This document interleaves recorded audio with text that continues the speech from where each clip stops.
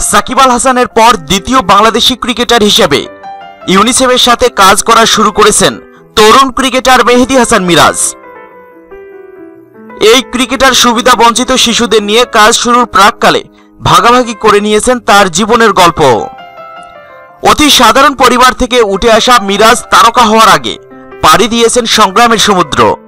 তার একাগ্রতা এবং বড় হওয়ার ইচ্ছা জায়গা করে দিয়েছে বিশ্বমঞ্চে। তবে সুদিন দেখার আগের সময়গুলো মোটেও সহজ ছিল না। মিরাজ জানিয়েছেন সেসব কথাই।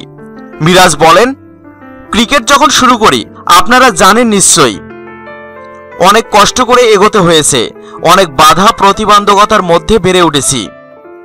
বরিশালের বাকেরগঞ্জ উপজেলার সাধারণ একটি ঘরে জন্ম মিরাজের।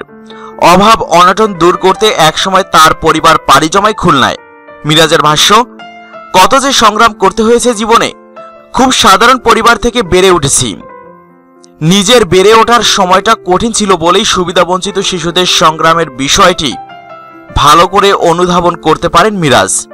তিনি বলেন, আমি বুঝতে পারি, অনুভব করতে পারি সাধারণ একটা পরিবার থেকে বেড়ে ওঠা একটা শিশুর সামনে কত প্রতিবন্ধকতা থাকে, আর তাই তাদের নিয়ে কাজ করার সুযোগ পেয়ে উচ্ছ্বসিত মিরাজ।